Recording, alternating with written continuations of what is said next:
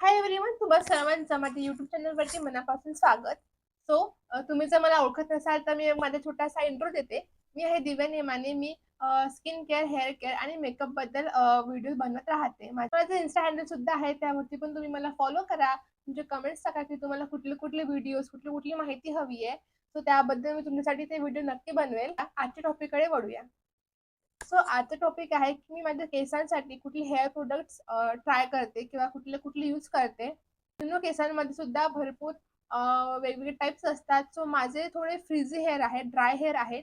त्यासाठी कुठले प्रोडक्ट्स मी माझ्या केसांसाठी वर्क करतात, मी त्याबद्दल तुम्हाला छोटीशी एक थोडे प्रोडक्ट दाखवणार आणि थोडी माहिती देणार. आता उन्हाळा लागलाय आणि उन्हाळ्यामध्ये सर्वात वाईट गोष्ट एक असते की आपला घाम खूप येतो, राईट?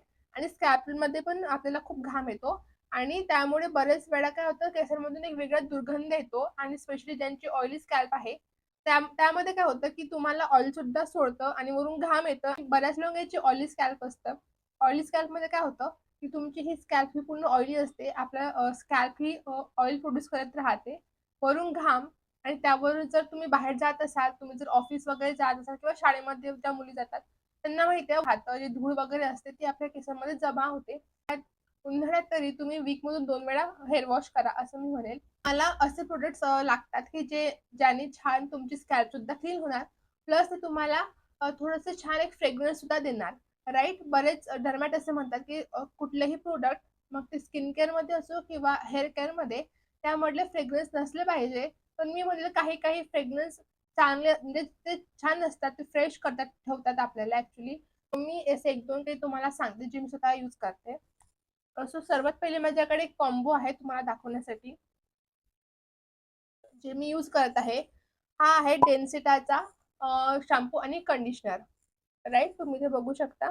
माइल्ड शॅम्पू वगैरे म्हणतात ना, बरेच डर्मॅट आपल्याला सजेस्ट करतात की आपण माइल्ड शॅम्पू यूज करायला पाहिजे, राईट? हा आहे माइल्ड शॅम्पू. ठीक आहे, यांनी कुठलाही म्हणजे असं जास्त फेस वगैरे केसांवरती होत नाही, पण हा स्कॅल्पला खूप छान आणि खूप इझिली क्लीन करतो. सोबतच त्याच्यासोबत एक कंडिशनर सुद्धा आहे. कंडिशनर सुद्धा याच्यामध्ये फ्रेग्रन्स आहे, दोन्ही याचा फ्रेग्रन्स खूप छान आहे. उन्हाळ्यामध्ये छान असं फ्रेश वाटतं, नाही का? असं खूप सुंदर वाटतं, खूप छान याचा फ्रेग्रन्स आहे. त्याच्यामध्ये दोन्ही याच्यामध्ये पण सल्फेट नाही, पॅराबेन्स नाही आहे आणि तुमच्या केसांसाठी खूप छान आहे. आणि काही याचं म्हणजे मला असं काही इरिटेशन वगैरे असं काही मला असं जाणवलेलं नाही आहे. ठीक आहे, आणि हे मला वाटतं 800च्या रेंजमध्ये तुम्हाला दोन्ही मिळून जाणार मार्केटमध्ये, स्पेशली मेडिकलमध्ये. जर तुमचे ड्राय स्कॅल्प असेल, केसांवरती खूप जास्त फ्रीज वगैरे येत असेल, तर हा कॉम्बो तुम्ही एकदा नक्की ट्राय करा. ओके. आता बऱ्याच लोकांना असं असतं की ऍक्च्युली मला सुद्धा तो प्रॉब्लेम आहे की माझी स्कॅल्प मध्ये मला खाज खूप येते.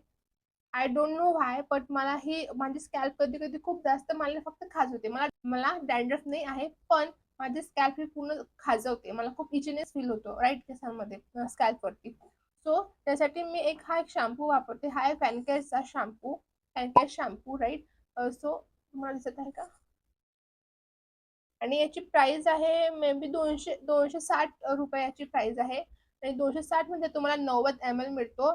आणि या शॅम्पू मुळे मला खूप जास्त बरं वाटतं. जेव्हा जेव्हा माझी स्कॅल्प खूप चिडलेली असते, राईट, मी वेगवेगळे प्रोडक्ट्स ट्राय करत असते, लाईक वेगळे हेअर स्प्रे वगैरे, त्यावेळेस माझे केस, माझं स्कॅल्प खूप जास्त खाज सुटते माझ्या स्कॅल्प वरती. तेव्हा मग मी हेअर वॉश करताना वीक मधून 2 वेळा मी हा शॅम्पू यूज करते.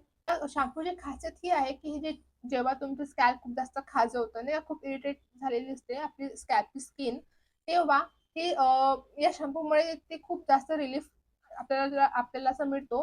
पण या शॅम्पूमुळे जर तुमच्या केसांना ऑइल असेल तर ऑइल या शॅम्पूमुळे निघत नाही. त्यामुळे तुम्ही एक काम करू शकता. एक तुम्ही जो कुठला शॅम्पू यूज करत असाल तो शॅम्पू किंवा हा शॅम्पू तुम्ही यूज करा. छान केस याने धुवून टाका. नंतर जर तुम्हाला खाज वगैरे येत असेल किंवा तुम्हाला डॅन्ड्रफ असेल, राईट, म्हणजे त्यावर लिहूनच आहे की control flicking, स्कॅलिंग and इचिनिंग, right?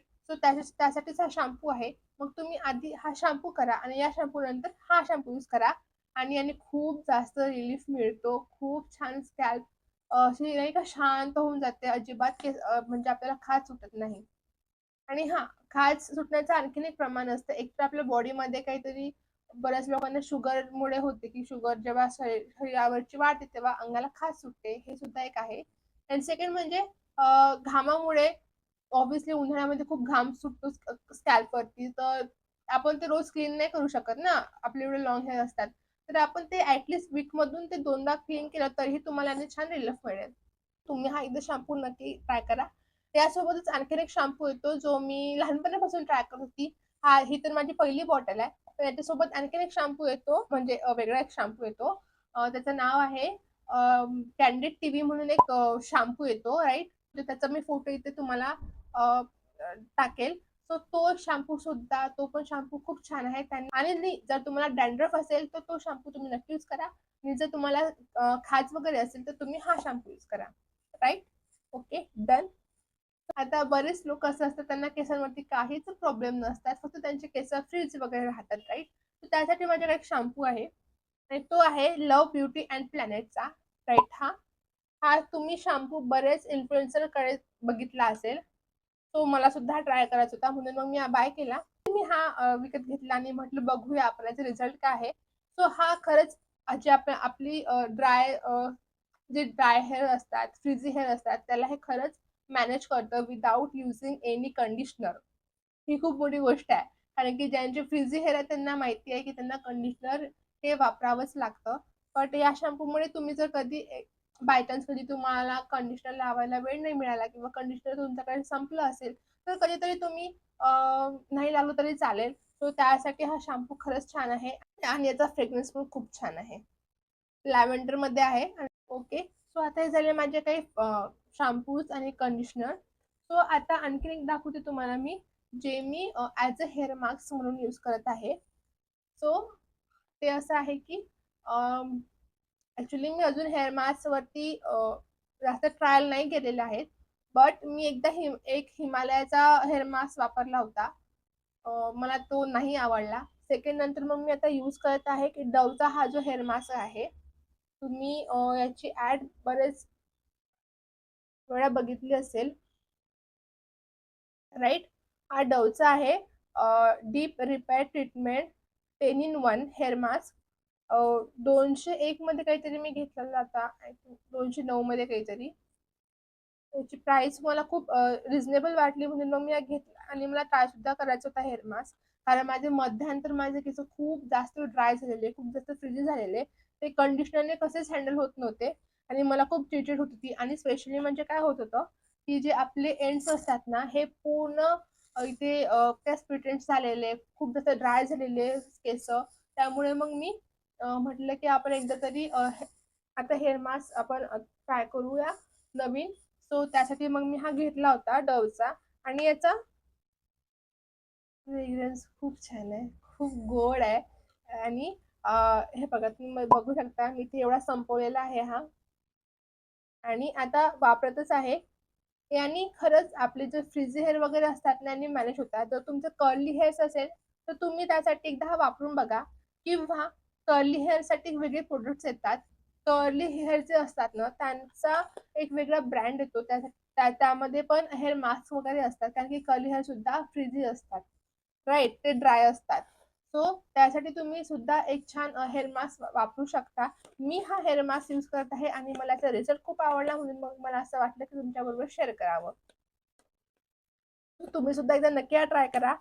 So आता हे सर्व प्रोडक्ट्स छान असं स्कॅल्पवरती जेव्हा आपण शॅम्पू वगैरे करतो, तर तेव्हा क्लीन करण्यासाठी, म्हणजे ऑब्व्हियसली आतापर्यंत तर मी बोटांनीच असं म्हणजे मी मध्ये एक हे प्रोडक्ट आलं होतं, ऍड आली होती, घ्या वाटलं म्हणून मी घेतलं. आणि छान आहे. ते तुम्हाला जेव्हा तुम्ही हेअर ऑइलिंग करता, ठीक आहे, तेव्हा पण तुम्ही यूज करू शकता. त्याने अशी हलकी हलकी मसाज होते. आणि जेव्हा तुम्ही शॅम्पू साठी वापरता तेव्हा छान स्कॅल्प क्लीन होतं. जेव्हा तुम्ही ऑइलिंग साठी वापरता तेव्हा छान याने ऑइलिंग सुद्धा होते. माझ्याकडे 2 आहेत, हे मी मेशोवरून बोलवलेले आणि छान आहेत. सिलिकॉनचे आहेत, कुठलाही त्रास वगैरे होत नाही. सो आजची इन्फॉर्मेशन तुम्हाला कशी वाटली? आणखीन तुम्हाला कुठले कुठले माहिती हवी आहे, कुठल्या प्रोडक्ट्स बद्दल काय माहिती हवी असेल तर ते मला कमेंट मध्ये नक्की सांगा. आणि थँक्यू सो मच हा माझा व्हिडिओ शेवटपर्यंत बघण्यासाठी. Thank you so much. Okay, bye.